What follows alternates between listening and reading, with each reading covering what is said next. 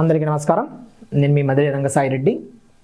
ఈరోజు ఆంధ్రప్రదేశ్లో మాజీ ముఖ్యమంత్రి వర్యులు శ్రీ వైఎస్ జగన్మోహన్ రెడ్డి గారు కనీసం తను కాన్ఫిడెన్స్గా బయటికి కనపడుతున్నప్పటికీ లోపల తన భవితవ్యంపై, తన రాజకీయ పార్టీ భవితవ్యంపై లోపల కుమిలిపోతున్నట్లు మనకు అర్థమవుతుంది.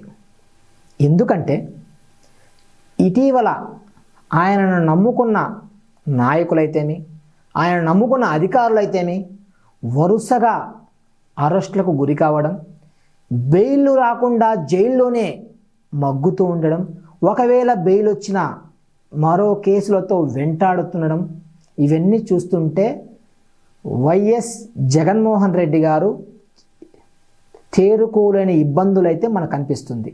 ఈ పరిణామంలో వరుసగా న్యాయవాదులతో సమీక్షలు, ముఖ్య నాయకులతో సమావేశాలు చేస్తూనే ఈ జరుగుతున్న సంఘటనలపై ఒక రకమైన ఆవేదన వ్యక్తం చేస్తున్నట్లు అర్థమవుతుంది. ఇవన్నీ చూస్తుంటే జగన్మోహన్ రెడ్డి గారు తను ఈ ఆలోచనలతో నిద్రలేని రాత్రులు గడుపుతున్నారని చెప్పేసి వైసీపీ వారి ఆవేదన మనకు వివిధ మాధ్యమాల ద్వారా తెలుస్తుంది. ఇటీవల మద్యం కుంభకోణం కేసులో ధనంజయ రెడ్డి అయితేమి, ఈయనను డిఫాక్టో సీఎం అంటారు వైసీపీ హయాంలో, అంతా ఈయన చేసిండని, అట్లాగే కృష్ణమోహన్ రెడ్డి అయితేమి, గోవిందప్ప అయితేమి, వీళ్ళందరూ కూడా ఇప్పటికే అరెస్ట్ అయి జైల్లో ఉన్నారు.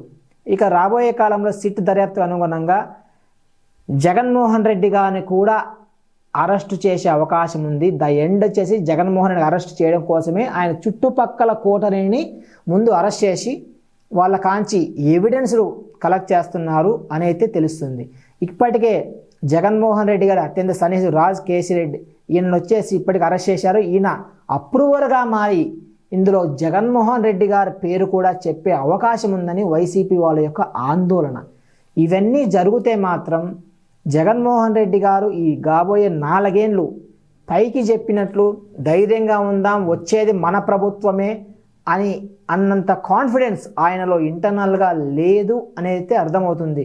4 ఏళ్ల తర్వాత ప్రభుత్వం వైసీపీ వస్తా, కూటమి వస్తుందా, ఇంకోటి వస్తా అని పక్కనేస్తే ఈ 4 ఏళ్ళు సర్వైవ్ అవ్వడం ఎలా అనేది ఒక ప్రశ్నార్థకంగా మారుతుంది.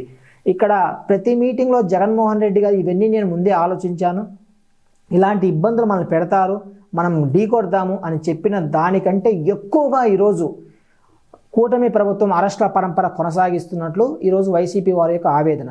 ఏది ఏమైనప్పటికీ అధికారం ఉన్నప్పుడు ఎగిరెగిరి పడకూడదు, అలాగే చట్ట పరిధిలో నడుచుకుంటే ఏ పార్టీకి పరిస్థితి రాదు అనేది అయితే మనం బలంగా చెప్పగలం. ధన్యవాదాలు.